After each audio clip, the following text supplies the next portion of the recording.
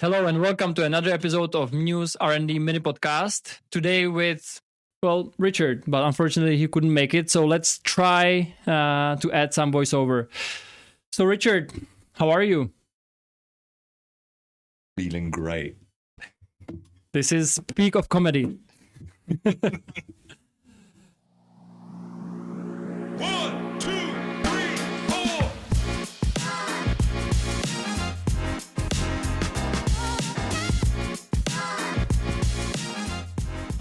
How are you? Good. How are you? Great. Thanks for joining us. Thank you for joining me.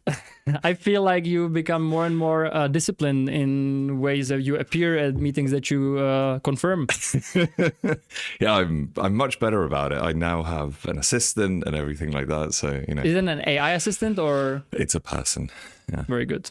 So this is what AI cannot resolve, your calendar. No, because somebody still has to try and grab me from somewhere. So yeah. Yeah, story of my life. I don't know what this episode will be about because I didn't really prepare much because I didn't expect Richard to be here. Sorry for not trusting you enough.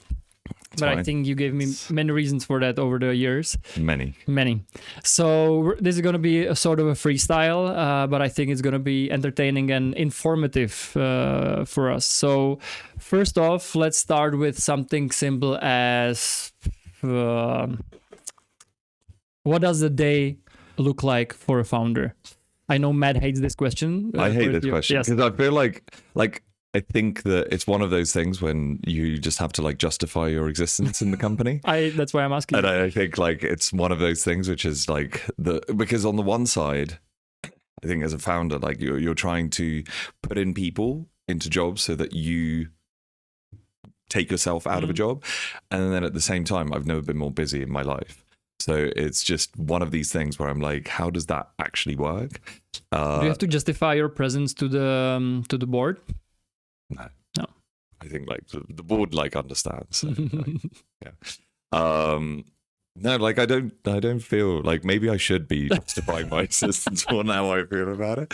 But no, I think that what's nice is how Matt and I have a really, really good working relationship. And I think, he was on the podcast talking about it, how it's changed. And I think that's I think that in that kind of dual role that we have, it's something, especially when newer leaders come in.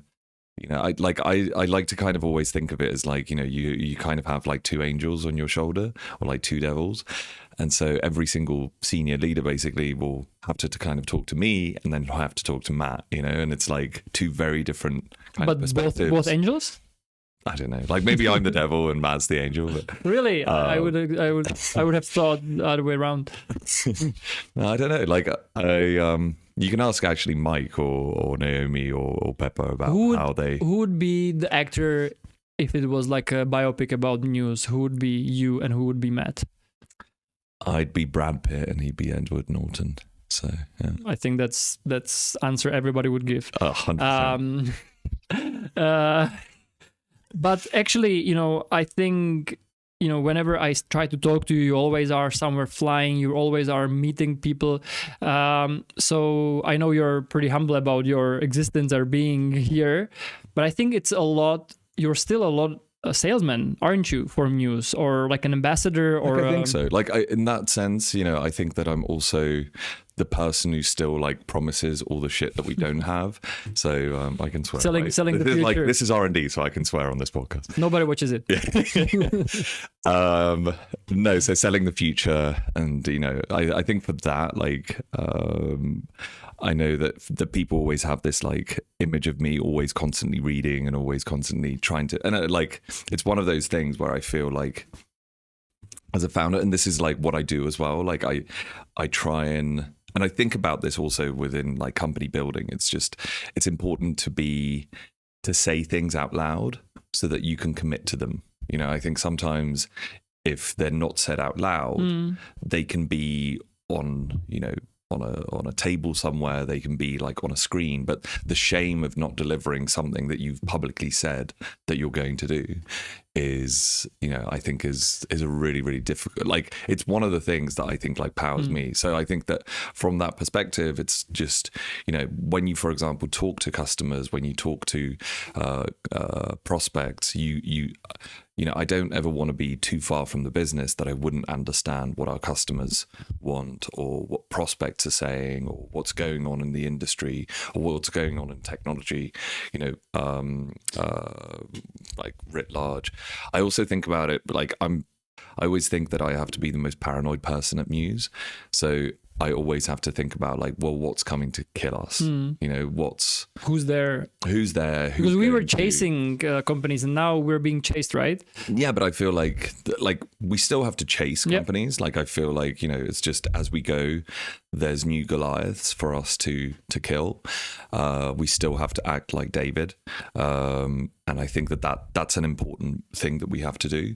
But I think it's the same thing that like there are going to be companies who are just starting out now that are going to see us as the Goliath. And we have to make sure that we're not in that sense, basically, but we're, actually kind of acting as really, really good competition. And I like, so a lot of the time I think about like, how would I build this company again if I was just starting out like from scratch? And would it be exactly the same? I wouldn't want to go back and change anything about the way that Mews has actually been built, because it's one of those things where like every single multiverse like springs off butterfly effect. Exactly. So like I feel it's like gone pretty well so far, but I think that when I think about wanting to how would I want to kill a company like us is like a constant question that I ask myself. That's interesting. And I'm thinking, do you have like a threshold of a customer that you'll meet? Or because I can imagine you are being pulled into a conversation with the largest clients, and I'm not saying that you're picky because you would be a posh for some hotel, but do you have to actually prioritize? And I actually genuinely love meeting even the smallest customers. I definitely have a skew nowadays just because of the fact that I live in the US, that it's the easiest for me to like pick up an S&B rep, go and actually see, one of the customers that we have there. But I don't know, like last week, I encourage all the reps to just use me, in that way. Like if you want me to speak to the customer, and it's pretty good for me because I then understand that customer, I then develop that relationship with that customer. And even if it's like, a 30 bedroom hotel and like last week I spoke to a customer from Palm Springs, and it's just, so you had to travel to Palm Springs. So I didn't travel then basically to Palm Springs, but like I'm super happy to just get on a flight. And if I'm going to Phoenix, as like we usually have to, then it's just a quick flight basically like over to Palm Springs or something like I don't really mind doing things like that, because I think it's important. It's important for our customers to know that there's real people behind the company. And, I think that in a lot of these things, like you have to kind of lead by example. And I think it's important for, our salespeople to have that sort of energy. I think it's important for anyone in the company to kind of feel that they need to be connected to the customers. How do you keep up with the product?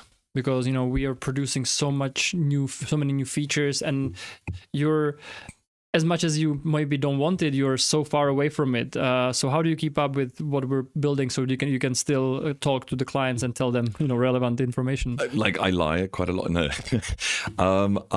what's nice is actually like remote working is something that really, I feel like comes very, very naturally to me. Because I do like to read a lot. I'd like to kind of go into all different types of Confluence pages, basically like, Jira tickets or just basically kind of seeing as deep as I can go, so I can really, really understand, okay, like why did this particular incident happen? Why did this particular thing actually kind of is there page out? Or we don't have PagerDuty anymore, but we have that system where it wakes up the engineer. Are you on the top of the pyramid? I'm not on the top of the I'm like definitely, but like I have that, like Matt is always like extremely like concerned when he ever sees my like Slack page, because I'm everywhere on Slack. Like I like I like that. But like, are you everywhere, or you're just kind of shadowing? I'm shadowing. yeah. Like I don't like it's. But like, you react to everything. I feel like yeah, to because many I things. kind of like I feel like I don't know that like that's the responsibility that I have and that I feel is like I should know as many different things about the company as I possibly can.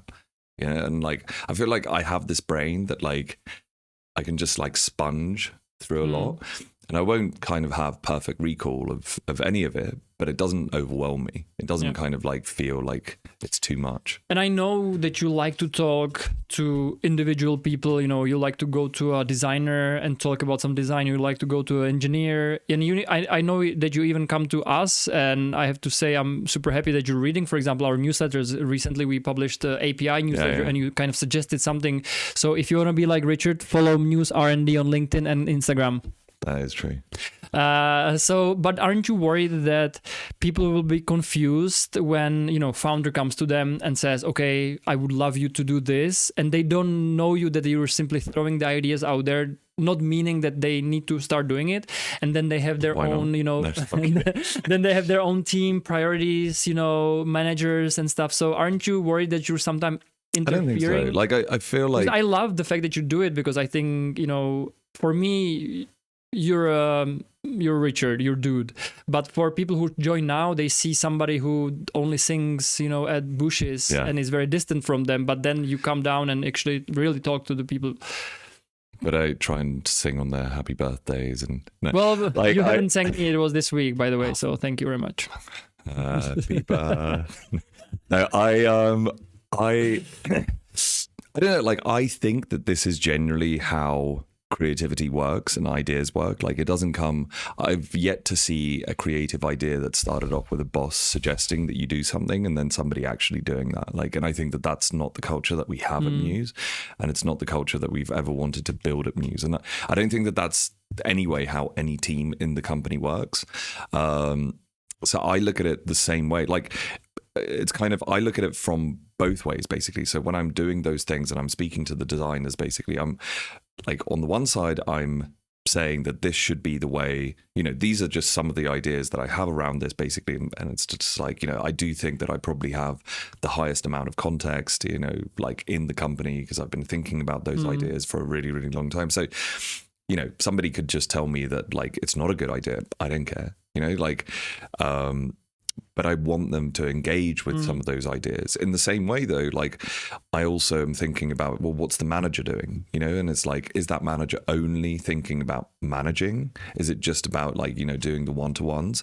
Are they putting out enough ideas, basically? Are they leading by example? Are they doing those types of things? So like, I feel it's in any of these things, it's always, you know, you as a person become an avatar of who you are, especially when you've built a company and things like that. So, you know, you have this idea that like, this is Richard. So that's the kind of the idiom, you know, it's like the platonic form of basically what Richard is. Like the actual fact is like, you know, I'm many different things, many different shapes, but I do like the idea that, you know, it's not just like, on the one side, I like the idea of, you know, people kind of thinking, and it's like a cultural thing that I think spreads, you know, I want people to think, well, what would Matt do? What would Matt say? What would Richard do? But it's the same thing. Like, what would Jan do? Like, I think it's important for a company to be all of those kind of cultural totems coming together. And it's like, you know, either it's you do it in the principles that you have about design, the principles that we try and take to our customers, the way that we try and actually speak to them, the way that we develop a kind of vocabulary inside. It's like all of these things come together, and then sometimes they have to be real. Like people actually kind of, you know, it can't be an idealized form so that you're talking to a cardboard cutout. Like it has to be, you know, I still have to have good ideas. I still have to have something to say. Aren't you worried because we're growing bigger and you know, the team, it's not the friends of friends anymore. Yeah. It's way more distant, the people that we're hiring. Aren't you worried that sometimes people will say what they think you want to hear? You know, aren't you worried that we're actually, you know, losing maybe the creativity? Like I think that more, like I think people get too full of respect. Like I don't want people to be but like I think this is it. Like I think anyone who has ever encountered me at Mews True. knows that I don't really, stand on ceremony. I don't want anyone at Mews to stand on ceremony. Like no matter where they've been before, like you're going to get talked to as if you're a Mewser. So that means that like there is no royalty at Mews. Yeah. And so from that perspective, like that is the culture. And like, that's the thing. Like, I think it has to be modeled from the top. It has to be, if it was too deferential, if people did take me too seriously, then we would have that kind of culture where managers get taken too seriously, where, ICs that have been here for a long time that have a big voice basically suddenly get like, well, you can't talk to me because I built this, and it's just like, all of this, like it has to be disrupted. We have to constantly kind of be questioning, like there's nobody who is here today that can't be disrupted out of their position. Yeah. And that includes me. So just talk to Richard, write to Richard, he will and challenge Richard. Challenge everyone, challenge everything. Like, I think that's the thing. Like it's the same thing that what we try and do to our customers. We try and challenge them about their ways of working. And we have to do the same thing for ourselves. Like, again, there's somebody who's going to come and kill us. Yeah. And we don't know when. We don't have the ability to predict when that moment will come. And it's either through better technology, better fight, better spirit, basically, like they'll care more.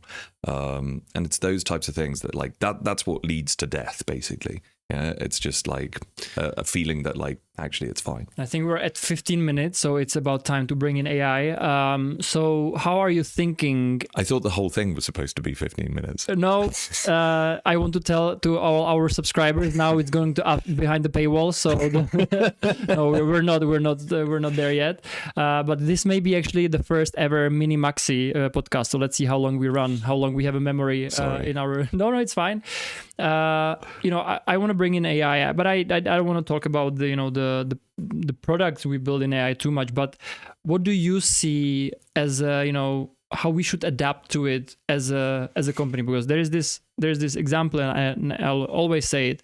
As much as I'm not, I don't have a tattoo, but I like the fact where you said there was a hostel, where they transformed some of their receptionist stuff thanks to our system into tattoo artists. Yeah, because in Mews University there's a whole path for tattoo artists, and they all tested it on you.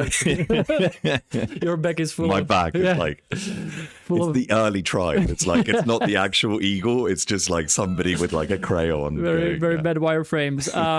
So where do you see Mews developing in this sense? The workforce or the people who are doing some job now may actually be doing something else tomorrow. Like, I think that I'm not sure if it's like as dramatic as that. Like, I do think that the kind of the framework that I have is that I feel like LLMs are really, really good with knowledge bases.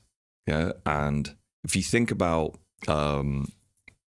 the kind of the knowledge work that most people actually do, like whether it's at a company like ours or, it's about, a hotel, that there's a lot of the admin processes that you have. So like, making sure that the bills are correct, making sure that, the accounting is correct, like that you've put the things in the right accounting category and stuff like that, that you've, build the right company.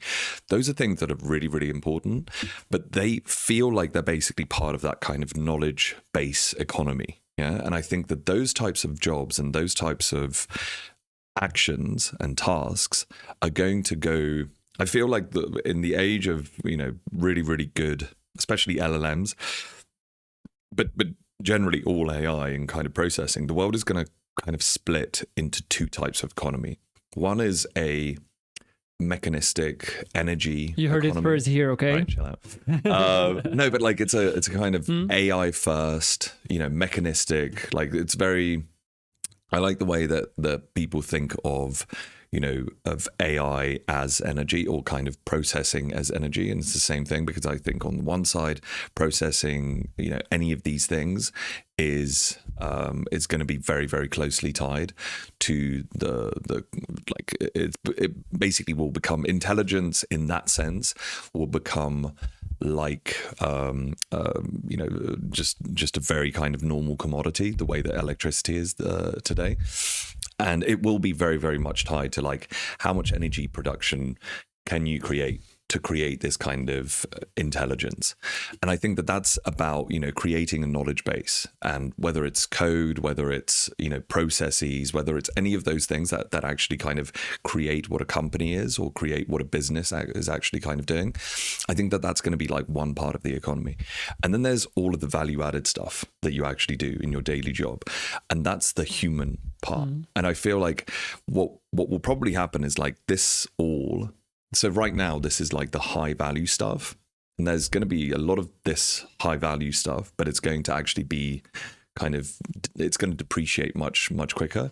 Whereas this idea of, idea generation, experience generation, novelty generation, the kind of things that humans are really, really good at, that's going to get valued a hell of a lot more. So that's when I talk about, receptionists or people in hotels, basically, but also people within our company, whether it's, designers, developers, or even salespeople, we have to kind of think about what's the baseline of AI that we have to build into all of our different processes, and what's going to maximize the idea generation of the value added stuff that I'm going to actually kind of put to it, and how do those two things actually interact? Well, I think it's something similar as with the use of internet. You also now want to be away from internet at some points. You also want to be away from your iPhone. Yeah. So there are retreats where you cannot touch your iPhone. Yeah. So do you think there is going to be more focus on let's use AI in the day-to-day jobs as,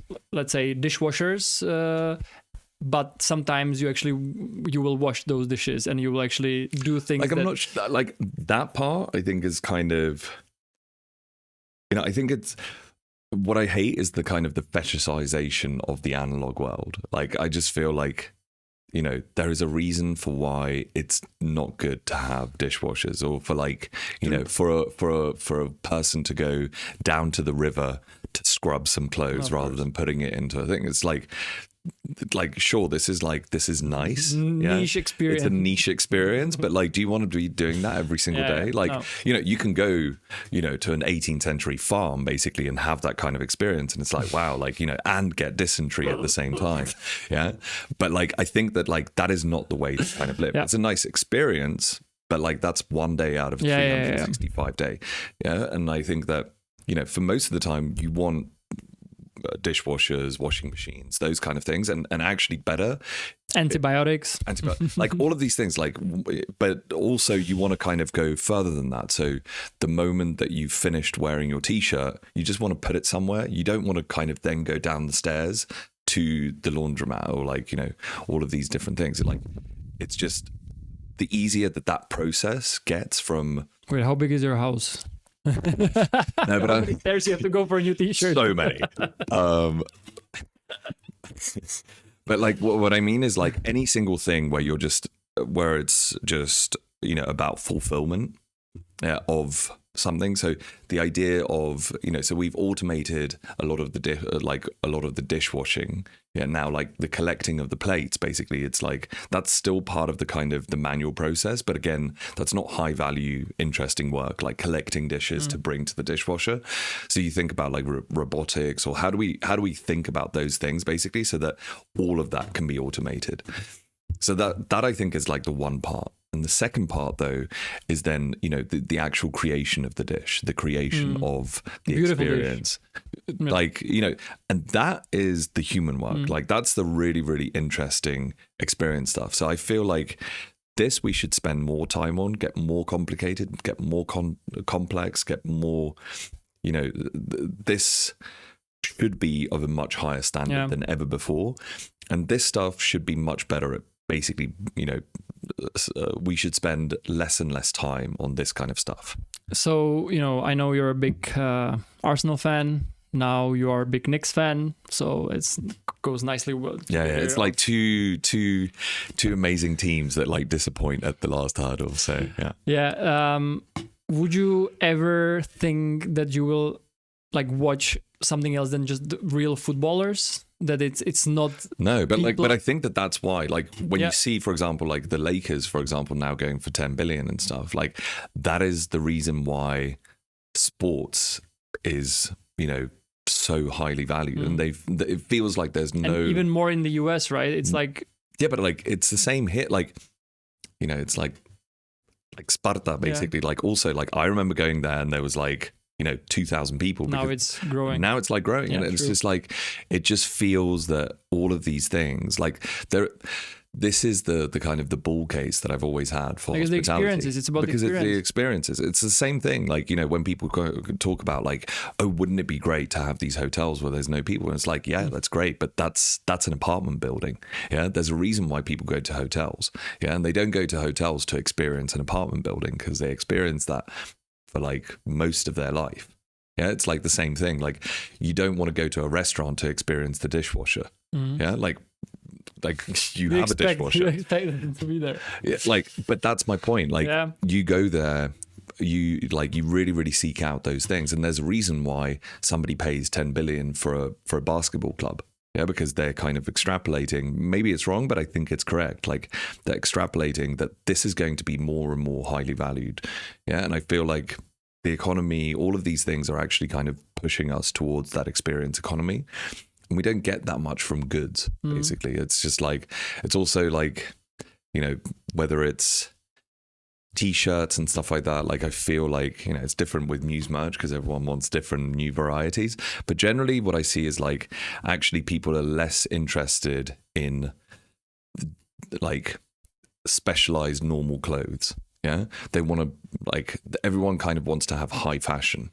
Yeah, rather than something that's interesting, but like for their daily wear, they just want like a normal T-shirt. But maybe I think we're going back a little bit to some local brands, some smaller, like something that like that's my point. Is like if you're wearing something, if it's like this is why like the explosion of identities and stuff like that. It's like because in your kind of normal job or your normal life, you're just like a number, and you increasingly kind of feel like that. But actually, you want to feel that there's something very unique and special, basically, about your own self and about the life that you live. Yeah, you want to kind of make sure that every single story that you have, it's like Andy Warhol's 15 minutes, but like we're now, I think, taking that to like a much bigger extreme to kind of say like, I want every single minute of my life to feel a little bit more special. But don't you think that we are maybe too dependent on constantly learning something? Because, we constantly listen to podcasts. We constantly listen. But are we smarter? Are we? Yeah?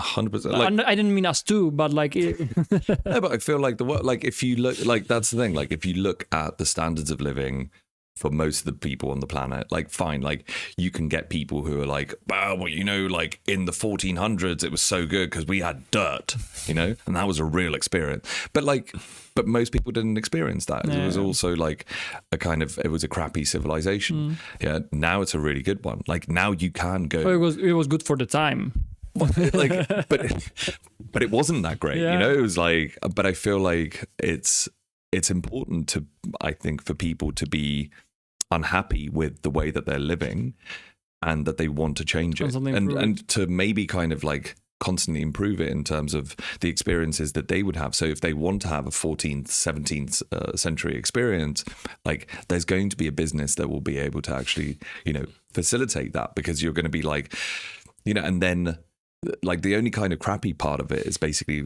people who are going like, wow, but everyone should be living like that 14th. And I'm like, no, you want to be experiencing that. Like, don't put it on other people, basically, the way that they want to live. Yeah. And I think that's also like an important kind of principle from these things. Are you an optimist, like for the future? Like, I feel like optimism is a weird thing because it's more like I extrapolate from what's happened. And like in my life, it's going to be difficult because I was born in communist Czechoslovakia and I now live in New York. Yeah. And I've built it's a Czechoslovak dream. But like my point is basically like I've only ever known growth. Yeah. And I've only ever known things that are better. And I was raised by two extremely ambitious parents who wanted a better life for me and my sister. And now I'm trying to do that for my family, and I'm trying to do that for my... But what's next after New York?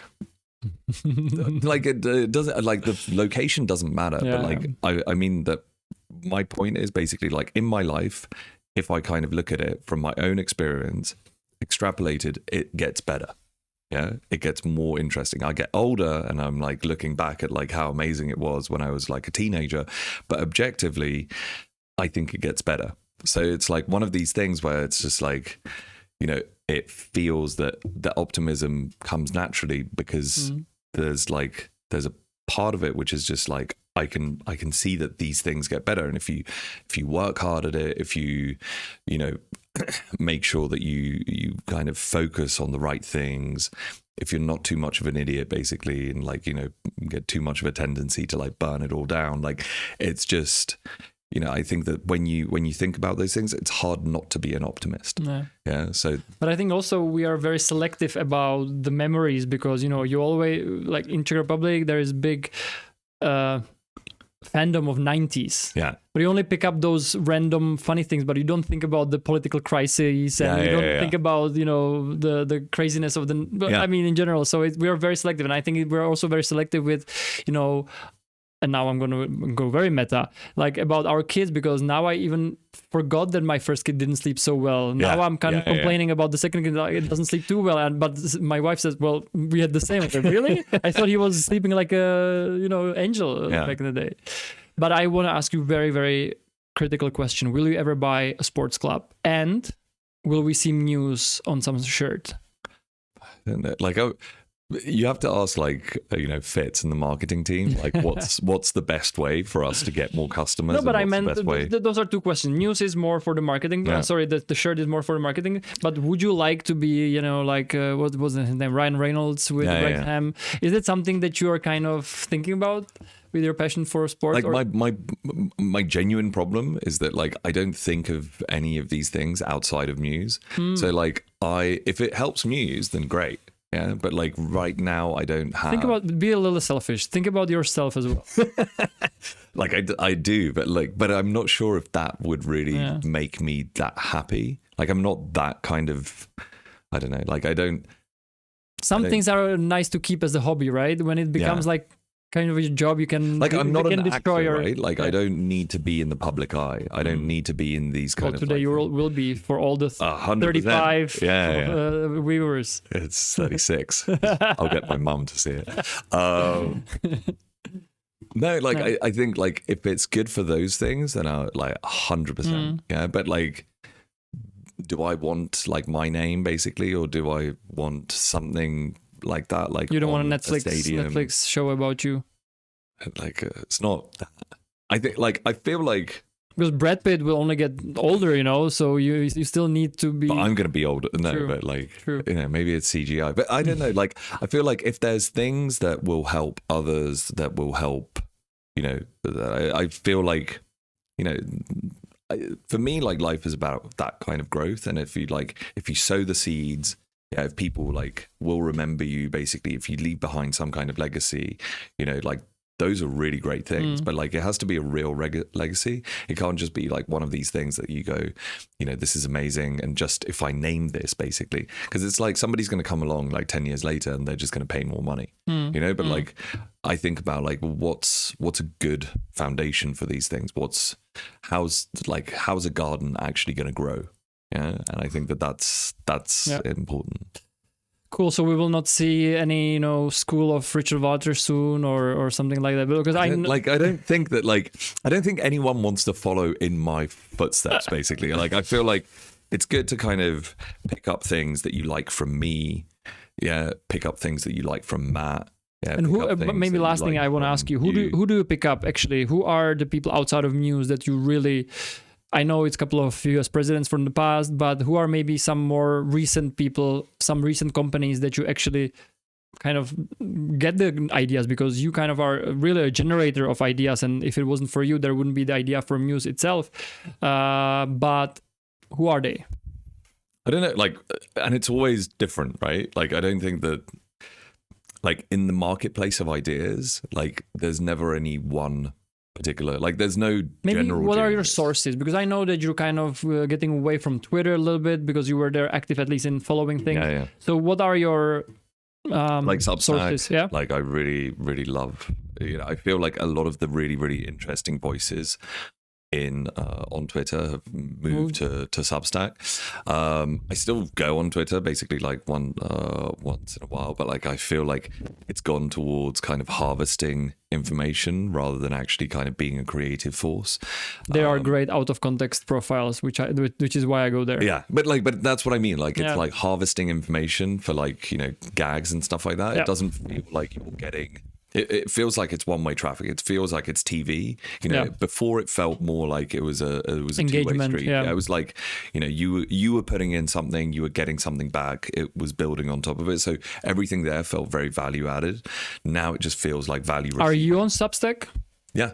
I don't. No, I mean, do you contribute? Because I should. Yes, but I feel like I don't know. Like I contribute in this. True. Let's put it into AI and let's make it a transcript and let's put it on Substack. Yeah, but like I think like one thing, like so for example, like everyone should go and watch the Andrei Karpathy's speech that he did to Y Combinator. I think that was like 2 days ago or like 4 days ago. That was fantastic. There's like a really clear. We'll put the link in the comments below.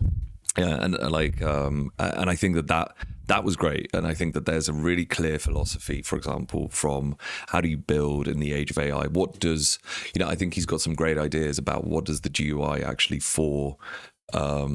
You know, I think that like he makes this case that like, you know, everything now will be on this kind of sliding scale of autonomy, and I really like that. Like I really like the idea that that's how you see every single product. So he talks about, for example, like Cursor as being the first GUI for AI that you see your code, your ideas basically, plus the kind of the auto completion of the AI, and like here's the prompt, here's what's happening basically with it, here's what's happening to the actual kind of code base from that, you know, and he made the point that it like would be great. I think Peppa made this point, like it would be great if you could actually kind of deploy it straight away, so that, you know, like there's still bits missing, but as a general like idea, you know, you're going to be seeing, you know, it's almost like this is what I'm trying to create, this is what it would look like, this is basically the kind of, and I think I guess the feedback loop is shorter. Yeah, it's just like, I think, you know, we otherwise used to be in this kind of gestation phase of, you know, you'd have an idea, you might want to test it out with some people, you might want to write it down. You know, now basically it's like you have an idea, you see it written down, basically, like you modify it to really see if that's the thing that you really wanted. Yeah. And then you see it basically kind of in final form straight away. Yeah. And it's just a much easier way to get from like ideation to completion. Yeah, and then you have to think about like, okay, does this idea actually make sense for the kind of the totality? But it creates this kind of feedback loop of like, you know, that in some sense is like actually requiring you to leave that actually more often than not. Yeah, and to kind of then go, okay, now you have to think about like whether the whole thing makes sense. Yeah, but I think that I like this idea of something like Cursor being this new prototype of how we live in the age of AI. So let's see if this whole conversation makes sense. We can put it basically like into like, you know, ChatGPT and it can like translate. No, and let's see what you thought about this episode. This is definitely a maxi episode. I hope you. No, it's fine. I kind of had that in mind, so that's fine. We blocked enough time. So thank you, Richard, for joining. Thanks for coming to the basement. And as always, if you are on Slack, which means that you work in Mews, reach out to me or Richard. Or if you're outside of Mews, reach out to us on LinkedIn. I think you respond. Yeah. And it's you, right? It is me. Yeah. Nice. It's not a bot. Yeah. Nice. It could be a bot. Maybe that should be a bot, basically. It'll be a better way for somebody to interact with Richard, because like Richard himself is not as interesting. And like Ricky Henderson, you talk about yourself in the third person. As you should. Very royal. Yeah. You were talking about there is no royalty, but there is a little bit of royalty there. Right. Thank you, and hope you enjoyed this. All right. Bye. You're cool.